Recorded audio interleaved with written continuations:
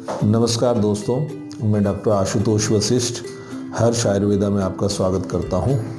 कुछ मित्रों के मेरे पास फ़ोन आए थे कि आप जो करंट टॉपिक है इस समय जो चल रहा है कोविड, इसके बारे में जो आयुर्वेदिक पॉइंट ऑफ व्यू है उसके बारे में आप कुछ बताएं। हालांकि इस दिशा में आयुष डिपार्टमेंट में बहुत सारी गाइडलाइंस ऑलरेडी दी हुई हैं, सोशल मीडिया में भी बहुत सारा प्रचार इसके लिए उपलब्ध है, लेकिन फिर भी मैं यहाँ कुछ समरी आपको एक शेयर कर देता हूँ। आयुर्वेद में कोरोना एपिडेमिक की जहाँ तक बात करें तो एपिडेमिक जो शब्द है एज सच एपिडेमिक शब्द आयुर्वेद में नहीं है, लेकिन चरक संहिता में जनपदो ध्वंस नाम का एक अध्याय है जिसके अंदर जो सारे फीचर्स बताए गए हैं, सारी जो सीक्वेंसेस हैं उसके अंदर या जो भी सावधानियां हैं वो बिल्कुल आजकल की जो मॉडर्न एपिडेमियोलॉजी की टर्म्स हैं, टर्मिनोलॉजी हैं, उनसे बिल्कुल मैच करती हैं और जो प्रिकॉशंस उन्होंने सजेस्ट किए हैं वो भी उसी से मैच करती हैं। मैंने ये बात सिर्फ इसलिए जिक्र की कि इस रेफरेंस से मुझे ऐसा लगता है कि शायद सैकड़ों साल पहले भी लोग महामारी से हमारे ऋषि लोग परिचित थे और उन्होंने जो प्रोटोकॉल उस वक्त डिज़ाइन किए थे वो आज भी उसी तरीके ही रेलेवेंट हैं जिससे कि शायद उस समय कभी रहे होंगे। तो अब हम सीधे चलते हैं, बात करते हैं कोविड-19 की। तो इसमें जो आयुर्वेदिक पॉइंट ऑफ व्यू है मैं उसी 3 सेगमेंट्स में बात करना चाहूँगा, आहार, विहार और औषधि। इसमें सबसे पहले हम लेते हैं आहार के बारे में। आयुर्वेद का एक सिद्धांत है कि हमारी अग्नि अगर जागृत है तो हम बीमारियों से बचे रहते हैं। हमारा डाइजेस्टिव सिस्टम, हमारी डाइजेस्टिव फायर्स अगर प्रोमिनेंट हैं तो हमारी इम्यूनिटी बूस्ट रहेगी और हम बीमारियों से बचे रहेंगे। तो हमें भोजन ऐसा लेना चाहिए जिससे हमारी अग्नि जागृत रहे, हल्का और सुपाच्य हो, हरी सब्जियां हों, छिलके वाली दालें हों और इसके अलावा गाय का देसी घी हम थोड़ी मात्रा में प्रयोग कर सकते हैं, दूध ले सकते हैं। आजकल हल्दी वाला दूध बहुत चलन में है। तो हमें भोजन ऐसा लेना चाहिए जो फास्ट फूड ना हो, देर से पचने वाला भारी भोजन ना हो, हल्का सुपाच्य भोजन हो जो तरोताज़ा रखे हमें और पचने में आसान हो। दूसरी बात अगर हम करें विहार की, विहार का मतलब आपका लाइफस्टाइल।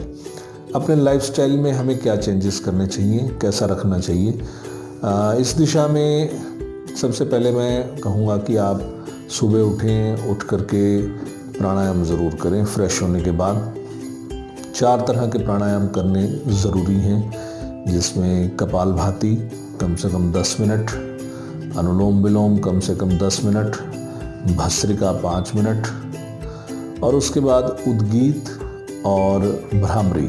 ये प्राणायाम अगर आप करें तो इससे हमारा जो नर्वस सिस्टम है वो भी बैलेंस रहेगा, हमारे जो हार्मोनल सिस्टम है वो रेगुलेट होते हैं। ऐसी स्टडीज़ हैं कि ये हमारी इम्यूनिटी को बूस्ट करने में हेल्पफुल रहते हैं। तो सबसे पहले चीज़ विहार के अंदर आ गई आपका प्राणायाम। उसके बाद है व्यायाम यानी कि आसन वगैरह। तो अगर शरीर स्वस्थ है, अगर आप तंदुरुस्त हैं, कर सकते हैं तो सूर्य नमस्कार करें। सूर्य नमस्कार इसके लिए बहुत उपयोगी है। और यदि सूर्य नमस्कार जो नहीं कर सकते, जिनकी शारीरिक स्थिति ऐसी नहीं है, तो उनको कम से कम फ्लेक्सिबिलिटी और स्ट्रेचिंग एक्सरसाइजेज ज़रूर करनी चाहिए, जिसमें कुछ खड़े होकर करने वाले आसन हैं, फॉरवर्ड बेंडिंग के पोस्चर्स हैं, लेट कर करने वाले आसन हैं, जैसे हस्तपाद उत्तान आसन है, भुजंगासन है, मर्कटासन है। जो भी अपनी योग्यता के अनुसार जो कर सकते हैं, कम से कम 20-25 मिनट हमें आसनों पे ज़रूर लगाने चाहिए। और जितना हो सके, जहाँ तक ज़रूरी हो, घर पर रहें, बाहर ना निकलें। ये बहुत पॉपुलर विहार है, हर किसी को मालूम है इसके बारे में। और तीसरी चीज़ आ जाती है औषधि। औषधि को मैं 2 सेगमेंट में बांट के बताना चाहूँगा। पहला तो है कोविड होने से पहले और दूसरा है कोविड होने के बाद में। जो कोविड होने से पहले की औषधि का सिस्टम होना चाहिए वो सबसे पहला तो जो आयुष ने प्रचारित किया हुआ काढ़ा, वो बहुत अच्छी चीज़ है। उस काढ़े के अंदर तुलसी, दालचीनी, काली मिर्च और अदरक, इसका काढ़ा बना करके दिन में 2 बार 3 बार ज़रूर लें। इससे हमारी इम्यूनिटी भी बूस्ट रहती है, गला भी साफ़ रहता है। और गिलोय घनवटी सुबह शाम ज़रूर लें। हल्दी वाला दूध जैसे कि मैंने पहले कहा वो भी ज़रूर लें। जिन लोगों को फीवर है वो गिलोय घनवटी के साथ साथ संशमनी वटी भी ले सकते हैं एक सुबह शाम, और सुदर्शन घनवटी भी उसके अंदर ले सकते हैं। तो सुदर्शन घनवटी और संशमनी वटी का ज्वर के अंदर विशेष रोल है। इसके अलावा जिन लोगों का कुछ ऐसे केसेस देखे जाते हैं जिनमें ज्वर पूरी तरह से उतरता नहीं है, कुछ ना कुछ मात्रा में फीवर बना ही रहता है, तो ऐसों के लिए मैं सजेस्ट करूँगा षडंग पानी।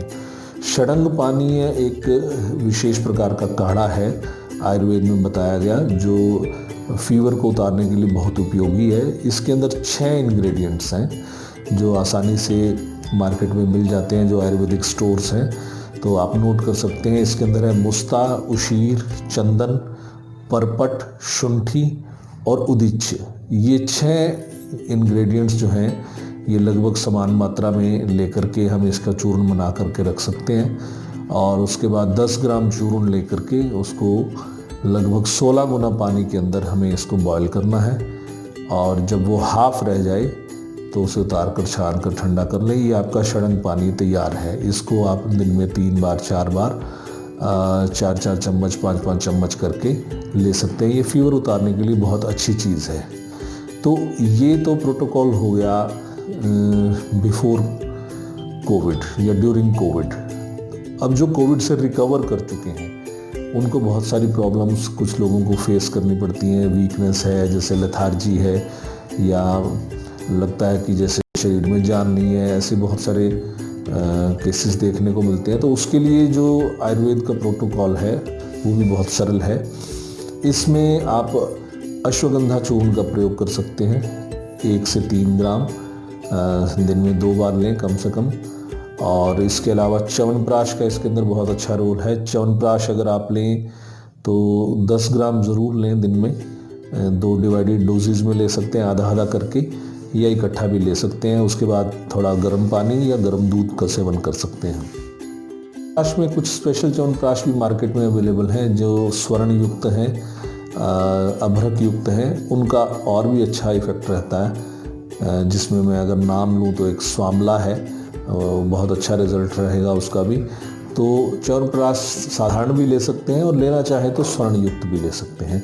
स्वर्ण युक्त का विशेष लाभ है। इसके अलावा शतावरी का चूर्ण ले सकते हैं, नट्स ले सकते हैं। एक रसायन चूर्ण भी आयुष मंत्रालय ने गाइड किया हुआ है। इसमें आंवला, गोखरू, गिलोय और अश्वगंधा ये सम भाग में लेकर के इसका चूर्ण बना करके रख सकते हैं, और इसका भी 2 से 3 ग्राम सुबह शाम सेवन करें। बहुत अच्छा इसका लाभ रहता है, कमज़ोरी रिकवर होती है। तो मित्रों, इसी के साथ मैं इसको वाइंड अप करना चाहूँगा। एक ब्रीफ समरी मैंने आपके सामने शेयर की कि कोरोना के दौरान या कोरोना के बाद हम किस तरीके की चीज़ों को अपनाएं तो हम अच्छा स्वास्थ्य प्राप्त कर सकते हैं। आज के लिए बस इतना ही। धन्यवाद। नमस्कार।